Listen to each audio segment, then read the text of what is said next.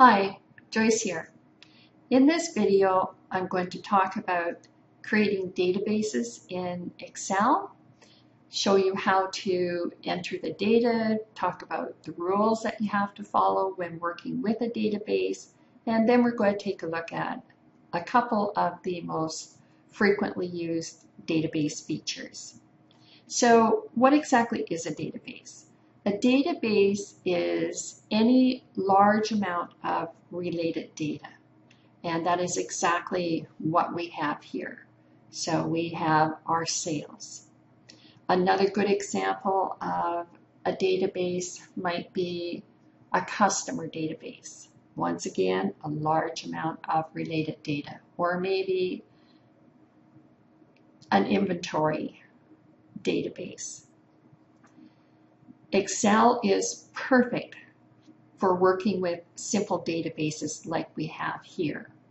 If we had something a little more complex, for example, if we want to keep track of our customers and we want to keep track of our inventory and we want to keep track of our sales and we want to bring all that information together, we would have to use Access. In Access, you can create relationships that connect your different tables together. We can't do that in Excel. So in Excel, you're going to be working with very simple databases.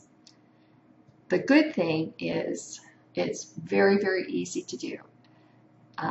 The features for working with a database are found on the Data tab, and as you will see, working with databases in Excel, very, very simple. So what are the rules for creating a database in Excel? First of all, the very first row must contain the field names for the column. Each column is a field. And so the very first row must contain the field name, and each field name must be unique. The next rule that you want to follow, you don't want to have any blank rows or any blank columns within the database. You can have blank cells, but you don't want to have the whole row blank or the whole column that's blank. What Excel does, when I want to perform some sort of function on my database, I just have to click somewhere in my database, go to the Data tab, that's where I'm going to find all of my database features, and click on the feature that I want. Excel knows where my database ends because it goes looking for a blank column and a blank row. So that's why I don't have to select my database every time I want to perform a function on it. I just have to be somewhere in it. So now you know the rules for creating a database. I'm just going to go down to the bottom of my database. So I'm just going to press the end key, like the end of the story, release it and press the down arrow. And that takes me to the last piece of data in my column. And then I can just come down one more and move over to cell A1, and I'm ready to enter data. I have the month column formatted to display only the month. I can type in a date, which I'm going to do here. I'm going to type in 6/5/15 for June 5th and press tab. And because I have pre-formatted the cell to show just the month, that's what I'm seeing in there.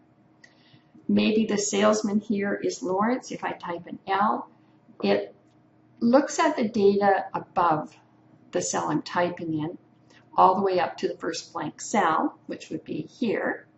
And it looks for any unique value starting with L. And it's found one, which is Lawrence, so it pulls it in for me. It's trying to help me here, so I can just tab to move on. This record is for the West, so I'm going to type a W. Once again, it's pulled it in for me. I can tab to move on. This is fast cars. I'm going to type an F, and I can tab to move on, put in the number of customers, tab over, put in my sales amount, and then put in my profit or loss.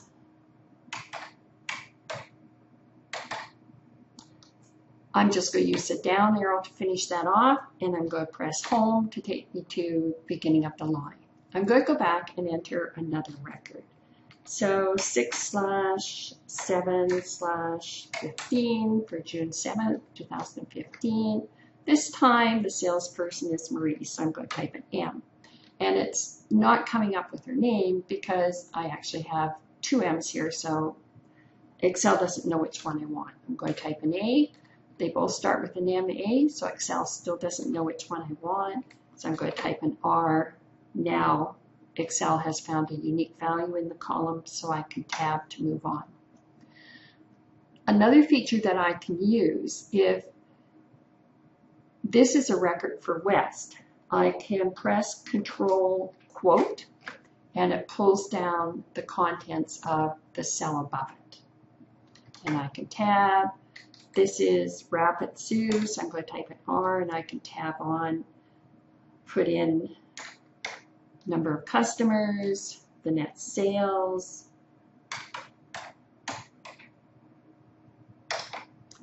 and the profit.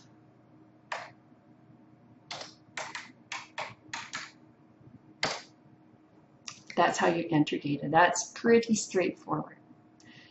So now let's take a look at some of the functions that we can perform on our database. I'm just going to press Control Home, which will take me up to the beginning. Almost took me up to the beginning. I have frozen everything above row 4, and that's why it's not going up to cell A1. And I froze the first 3 rows because when I scroll down, I want my headings to remain there.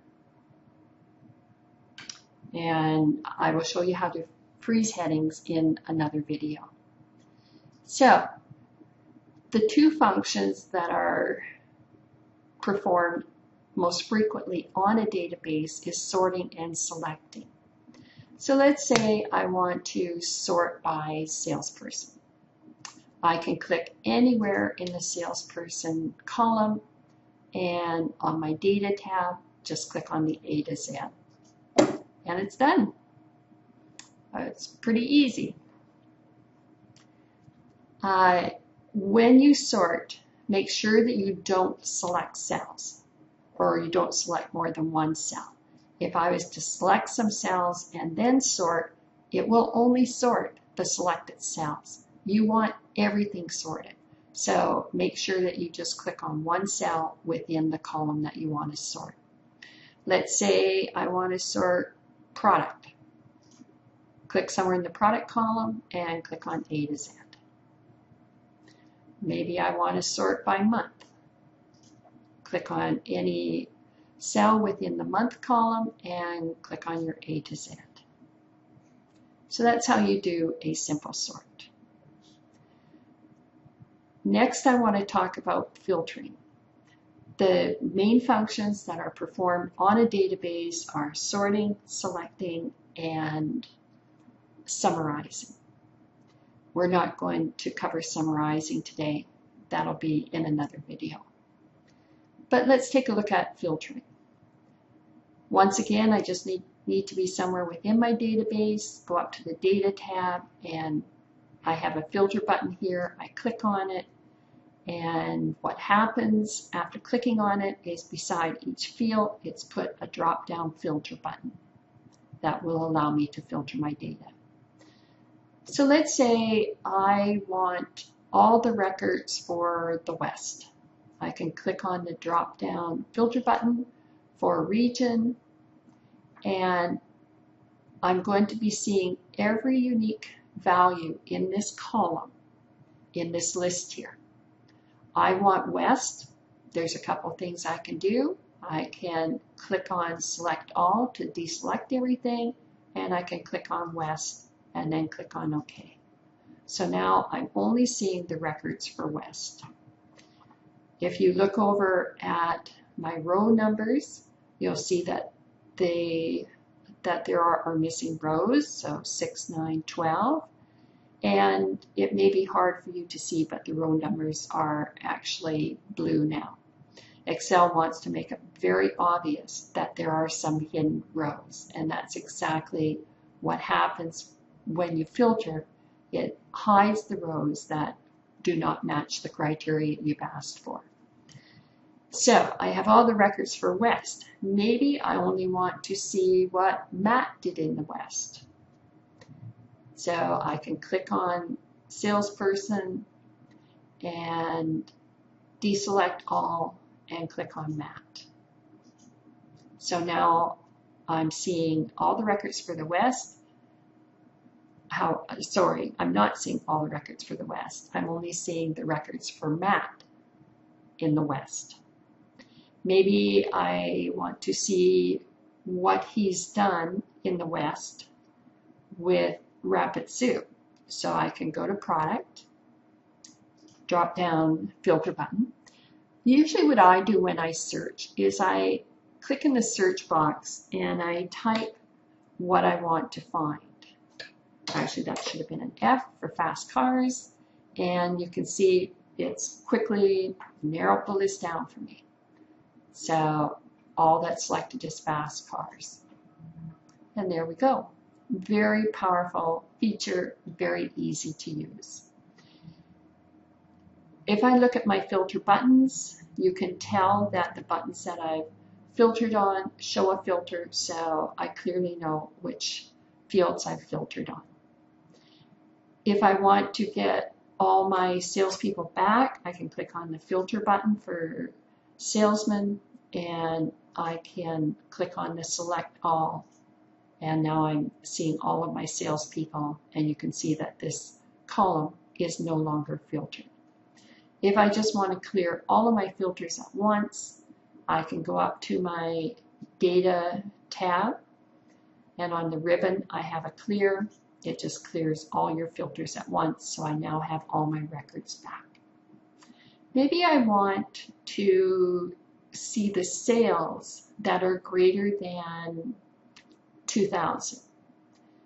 That's another filter.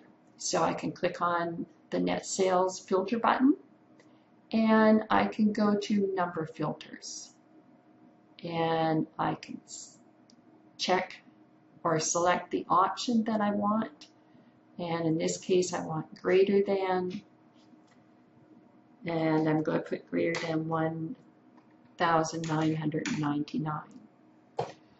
When you do a custom filter, which is what I'm doing here, you can enter 2 different sets of criteria, and you can choose either and or. And if you want both of them to be met, or if you only want one of the 2 criteria met. I'm just entering the one, and I'm going to click on OK. So now you are seeing only the sales that are greater than, that are in the $2,000 range. And I'm going to get all my records back. Just going to go to Data and Clear. So that completes my intro to Excel databases. I hope that you enjoyed this video. And before you go, you may note that a button has popped up on the screen. If you'd like to click on that button, I would love to send you a quick reference guide which contains all of my favorite shortcuts. I'm sure that you will love it and find it very useful and time-saving. Thank you so much for watching this video. I'll see you in my next video.